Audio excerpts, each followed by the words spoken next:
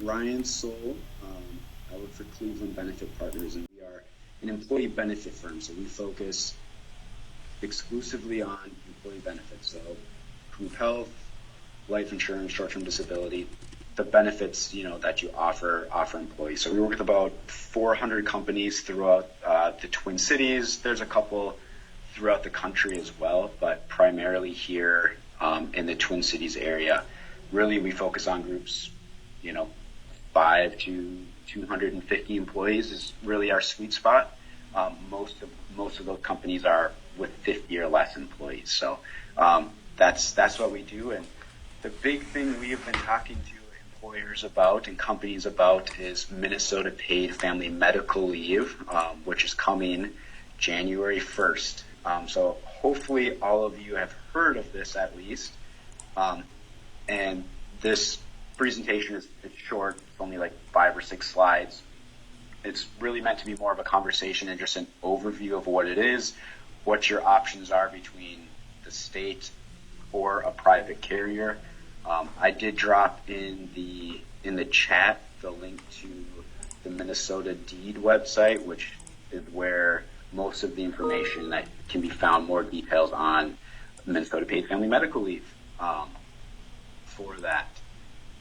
So with that, I'll jump in. So Minnesota paid family medical leave is coming January 1st. Every employer in Minnesota is going to be subject to this new law.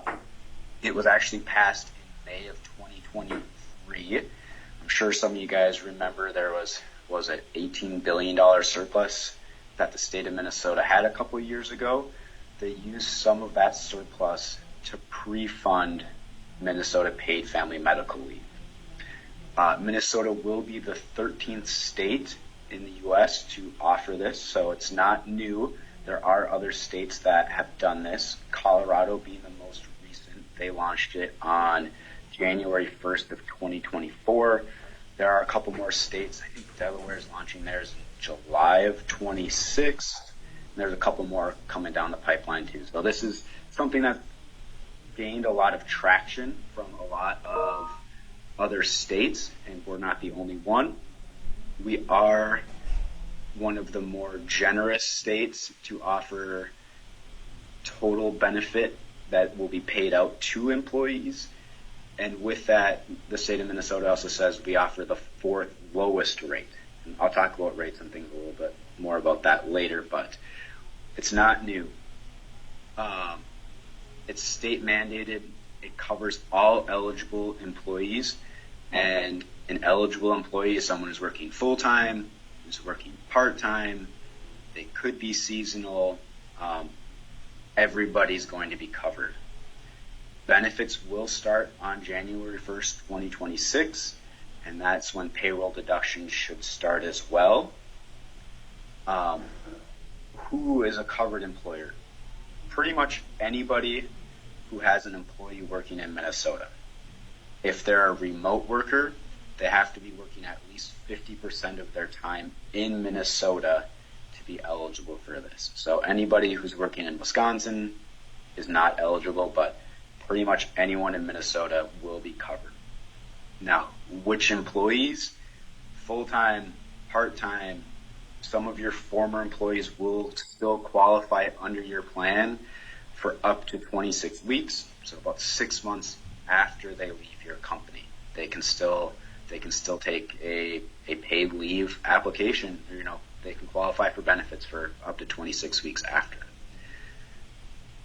And when I say it goes down to part-time, if they're making basically $4,000 a year or more, they're eligible. So it's pretty much everybody except for maybe, the high school worker who's picking up a couple hours at Dairy Queen or, something like that during the summer won't be eligible. But it's essentially every single employee in Minnesota. There are a couple exceptions to that, where if they're a 1099 employee, if they're self-employed, they're not eligible. They take care of that on their own. And then seasonal hospitality workers are not eligible either. I don't think that applies to anyone on this call, but seasonal hospitality workers are not eligible either.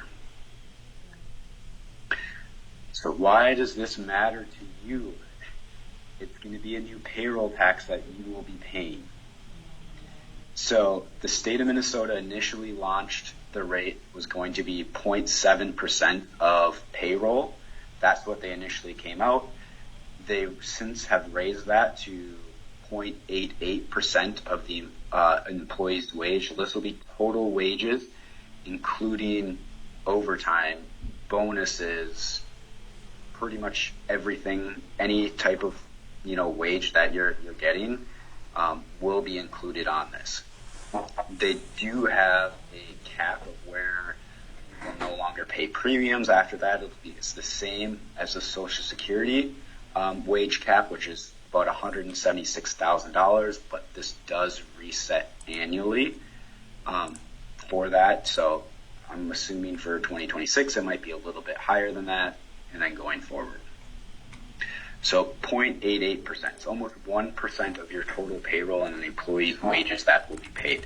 This can be split 50-50, so this can be added as a new line item for taxes, just kind of like the federal, the FICA, the SUTA taxes. It can be added, and you can split that 50-50. So you can add 0.44% to the payroll of the employee and deduct that from their paycheck to help pay for this. You are responsible for the remainder, the other 0.44%. The state has announced that they will offer small businesses with fewer than 30 employees a discount of up to 75%. So that would drop the rate down to 0.66%.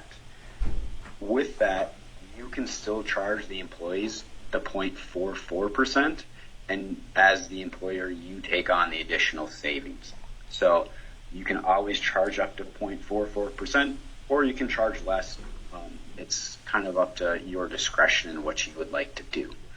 That being said, if you do get a quote from a private carrier that is less, let's say it's 0.8%, you can take the savings, and then you don't have to necessarily pass that on to the employer and the employee. You can pass it on to the employee too. It's up to your discretion. Now, I mentioned once that the initial rate was 0.7, now it's 0.88.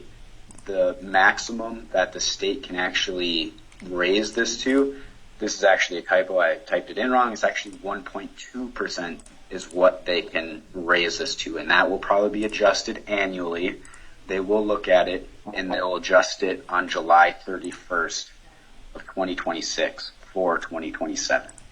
So it's something that will probably continue to increase and will continue to go up, just like most things like we're seeing for insurance right now. Now here's the big question. What's the benefits? What can you take? First I'll talk about the leave reasons, what you can use your leave for, and then we have the state of Minnesota came up with a complicated formula for determining how much each person will be eligible for. It's not as simple as short-term disability policies, where they give you 60% of your wage up to $1,500 or $2,000, something like that. They made it a little bit more complicated. So, leave reasons. You can take 12 weeks of leave for your own medical serious health conditions. You have a knee surgery, back surgery, cancer, anything like that, any serious health condition, you can take up to 12 weeks of medical leave for. You are also eligible for 12 weeks of family leave. But if you use both, you cannot use more than 20 weeks combined in a year. Once you start taking leave, that's when your year starts. So it's on a rolling calendar year. So if you start today on September 3rd, you can use up to 20 weeks by September 2nd, 2026, for example.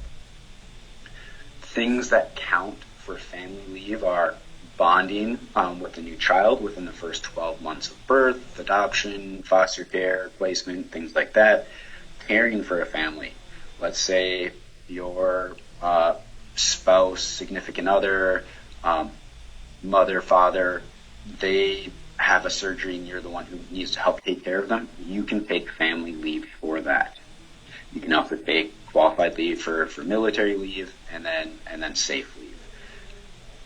The state has a very liberal definition of a family member, plus they also have the definition where you can select one other person where you're the primary caregiver. So for example, let's say you live next door to an elderly person, you're the one who helps them, on a daily basis or weekly basis. They go in for a surgery, they need help, you can take leave to help take care of them. So it's very, very generous for the leave. Now, you as an employee do not need this leave to be approved by your employer. Your time off is considered safe and you cannot lose your job from it after you've worked there for 90 days. And you as the employer cannot penalize your employee in any way for taking any paid family medical leave of absence. So job protection applies 90 days from that date of hire. Does anyone have any initial questions on just like leave reasons or what might be eligible for leave?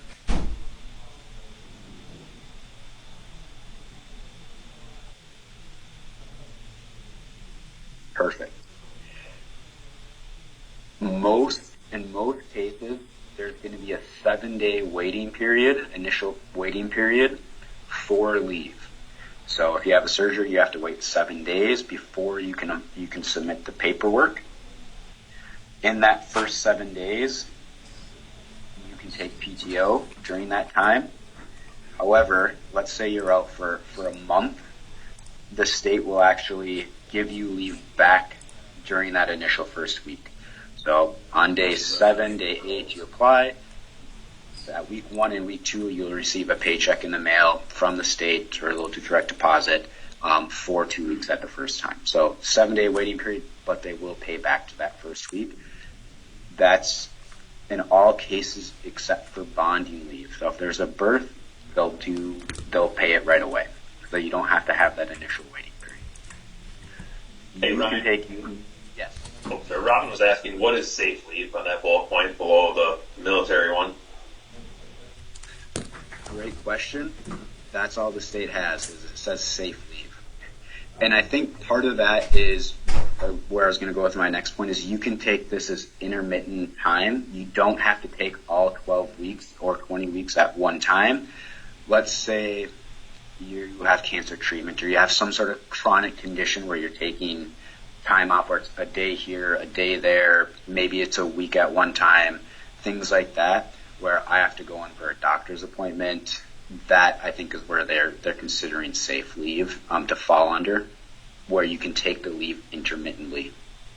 So if they do that, is there just like a one-time 7-day qualifier, or how does that work? Yeah. Let's say you're going in once a week for like a chronic condition, things like that. You can take all 7 days, your 7-day waiting period, submit it to the state, and let's say going forward you take 1 day. Every Friday I have treatment and I'm going to be gone for the day. You can actually receive a payment for just that 1 day, and the state or the private carrier will continue to pay for paid family medical leave. Then you work your normal hours the rest of the week. I think that's where that comes into. Got it. And Jeff Barr is asking, what wages are paid to the employee and what are the agency owners responsible for? So once they get through that 7-day and they're on to the insurance plan or the state plan. Yep. So you as an employer or the agency will not be responsible for anything. All the benefits will come directly from the state or from the private carrier. They will handle approving and paying and verifying that it is actually an approved reason. So you are not liable for, hey, I'm going out on leave, I'm having a baby. The state or the insurance carrier will take care of that. They will pay the employee directly. So you do not need to handle anything. That being said, it's not 100% of wages that is being paid out. It depends on, total wage, the total salary that each employee is making. That's where it falls into a different range.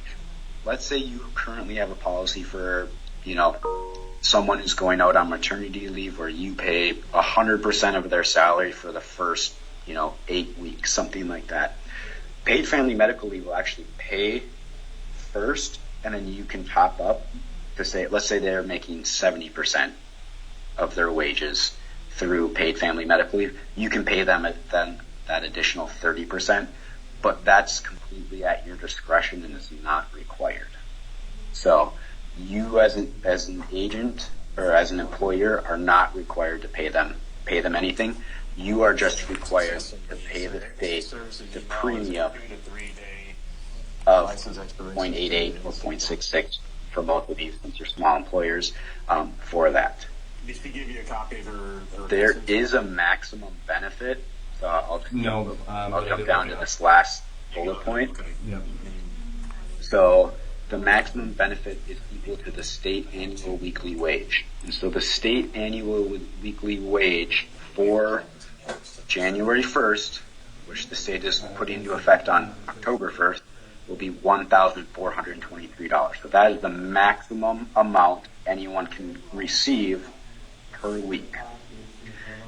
And so it's actually a 3-step formula that the state uses to determine how much benefit someone will make.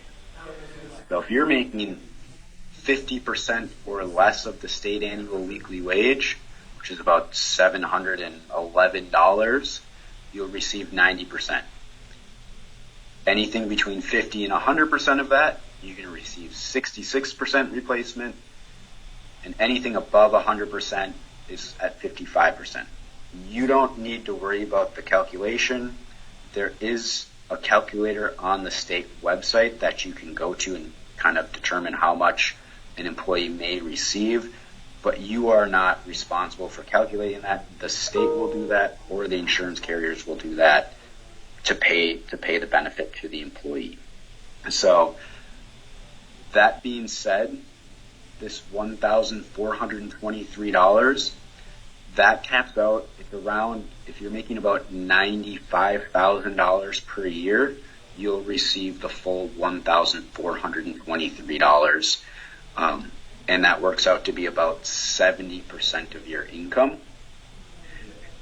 And once you reach about $125,000, that's when you actually drop below 60% of your income, and where if you have a short-term disability policy, that can kick in as well and pay you, but that's kind of another conversation. So pretty much anyone making less than $95,000 will receive a little bit less than this 1,423, but it's like I said, a calculation that is not the smoothest and simplest calculation to do, but the state will handle that, or the insurance carrier will handle that. I am going to send this, PowerPoint out to you. This is the Minnesota Paid Leave website. I also dropped it into the chat. I think I just grabbed a different link. I think it's specifically for child bonding is the one I dropped in the link or in the chat, but it leads to the same website. So more information goes into more detail for if you're an employer, if you're an employee, individuals and families. It goes into more details on, what's considered approved, what can be used. There's a lot more detail on the website. A couple of quick questions too. So Jeff Barr, do employees do the paperwork for a claim or for benefits, or do we have to do it? Employee will do it. What will happen is the employee will submit for leave. The state or the insurance carrier will actually reach out to you. You'll have to fill out, usually it's like one page. Is this actually an employee? When was their date of hire? What's their salary? And then based on that, then the state or the insurance carrier will approve or deny. So nothing on your end except for verifying, employment, salary, that sort of thing. So it's very simple on your end. I don't know what the paperwork will look like for the employees side, mostly because the state is still putting this program together and they haven't announced any updates since July of 2025. So there's not a lot of information exactly on how that will look right away. What I can tell you is with Colorado, since they're the most recent state, is employees were going to take leave on January 2nd of 2024, and they had a large influx of paperwork and people applying for claims on January 2nd. It took the state about 6 months to pay claims initially in the state of Colorado. I can't say for certain that's how Minnesota is going to be, but I would assume it would be something similar to that. And now your next question is probably like, why are people taking leave on January 2nd? Well, bonding leave, birth of a child within the first 12 months, if someone has a baby, let's say right now, on January 2nd, they can go in and apply for bonding leave and take 12 weeks of leave right off the bat. So they can take it right away, even if the child is born in 2025. Yeah, well, that answers the next question. So, yeah. That answers, the next question. So let's say the baby was born in February of 2025, though, they can only use it up to that 12 week, to where it's the 12 months. So if they're born on February 1st, they can only take 4 weeks, essentially, the month of January, and receive pay at that time. So as soon as the baby turns a year, then they're no longer eligible. But they can take up to 12 weeks right off the bat. So. Jeff Barr was asking, does the business owner participate in this plan themselves, or are they excluded from this plan? It depends. It depends on if you're an LLC or an S Corp. If you're taking a W-2, then yes, you have to participate. If you're taking K-1 or taking earnings from the company, that is, No. So if you're taking a K-1, then no.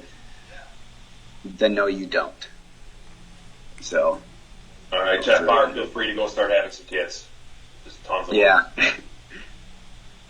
Yeah. So.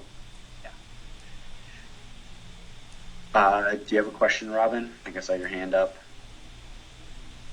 I think you hit that one already. That was the safe leave one. So okay. Yeah. Okay. Perfect. So people can start using this right away. The states can apply, or you have to apply to the state or the insurance carrier, and they're going to do it. So there's a couple different options. Obviously, we've mentioned the state versus the private plan. The state rates are set right now. It's going to be 0.88%, or if you have 30 or fewer employees, it'll be 0.66%. Now, you have to apply to the state to request the lower rate. It's very vague on exactly what they're looking for to be approved or not. What they're actually going to look at is on October 1st, when you go and submit your unemployment wage details, they're going to look at your total number of employees, and that'll be a determining factor. But they're also going to look at your total wages, and they're going to judge that against the state annual weekly wage. And based on something that they haven't told us yet, they will say, yep, you qualify for the lower rate, or no, you have to pay the full 0.88% rate. It's very vague, and hopefully, within the next month when people start applying for this, they will give us a little bit more information, but there just isn't any yet. The state plan is going to be the same benefits for everybody. It's just going to be the benefits are the benefits, and you go with the state, and that's it. There are a number of private carriers that actually have submitted their plans to the state and have been approved. So you can opt out of the state program and go with a private carrier. They have often had very competitive rates. I've seen as low as 0.59% of payroll for small employers versus the 0.66. It's actually what we got Nick, Not saying that's guaranteed that we'll be able to do that, but there's a pretty good opportunity. We've also seen a lot higher rates than the 0.88%. There's a couple industries like home health aides. I've seen, quotes from private carriers as high as 2%. And in that case, it doesn't really make sense to go with that. But all of these plans with the private carriers have been approved by the state. Their benefits are matched to the state or could be a little bit better. If you go with a private carrier, you're going to have a little bit more personal customer service. You actually have a dedicated person with you following the claim. You also have the insurance carriers who have been doing this in other states and have experience with essentially running a short-term disability policy, because that's what this is, of paying out the claims, going through the process. They know exactly what to do versus the states still kind of flying by the seat of their pants and figuring this out. And you won't have to deal with any delays in any claims that employees may need. So the last thing you want as an employer is a disgruntled employee who's thinking they're going to get their paid leave, and then it comes 4, 5, 6 months down the road versus when they initially need it. So I think the insurance carriers are paying out within a couple days. They have to go through their review process, but it seems to be paid out pretty quick. So we do have my contact information's here. This is my direct phone number and my email address. I'll send this slideshow out to everyone. But if you're interested in exploring some different private plans, we have a carrier through one of our relationships where we're able to actually get a guaranteed rate of 0.59% of payroll for groups who have 24 or less employees and have less than 60% female population. And the reason for the female population is pregnancy and maternity leave, because you can take up to 20 weeks. So they don't want to pay out as many claims as they have to, essentially. But we have had a lot of really good luck with them. One of the things is you will actually be paying this quarterly. This will be a quarterly tax that you actually pay, just like your unemployment. So first payments for paid family medical leave with an insurance carrier or the state will actually be due by April 30th, and you'll be looking at your exact payroll from January 1st through March 31st of 2026. So you'll only pay based on your exact payroll with that. So what I'm going to do is I'll probably actually have maybe Nick CC me on the email or send this out, but I'll email you this slide deck. I do have a one-pager that would be a good thing for you to just kind of have handy. It's front and back, goes over a little bit more detailed, quick notes on what paid family medical leave, different things like that. I'm going to send you that. And then I'll also email all of you guys a census. If you'd like to get a private quote, I can take care of that for you. We just need that by September 30th. And the reason we need it by September 30th is it takes a little bit to get a quote. If you choose to go with it and fill out the application, it takes the insurance carrier about a week and a half to 2 weeks to create a policy for you and get you a policy number. Then in order to opt out of the state, you will need to take that policy and policy number, go on the state website, and then opt out of the program. But you need the policy number and the policy in order to opt out of it. You can't do it first. And that needs to be done by November 10th. So the deadline's coming up quick, and it's something that should be taken care of sooner rather than later. I'm going to stay on for a little bit longer. If anyone has any questions, happy to answer them as best as I can. We can go from there. Awesome. Appreciate the time and the information. And I will say it was pretty quick to get the one pager done back to Ryan and get an answer on it. So, yeah. Yeah, once it's usually usually the quote comes back to us. I think they say 4 to 5 business days, so it's about a week. It's pretty simple, pretty slick. Either they'll say, "Yep, here you go," or "No, you're going to have a higher rate." But since you guys are all insurance agents, you guys should all qualify for the guaranteed rate of 0.59%, as long as you don't have more than 60% of your workforce as females. That being said, they still do quote it. It just might be a slightly higher rate. Sweet. I do not see any other questions in the chat. Ryan will send me the deck, and I'm just going to send it out with his contact information afterwards, so anyone that wants to reach out, that has questions or wants to explore the option, just get a hold of Ryan. He'll do a great job for you. So appreciate the time. Thanks, everyone, for joining. Ryan, thank you for your time. I appreciate it. We are farmers. Bum, ba, dum, bum, bum, bum.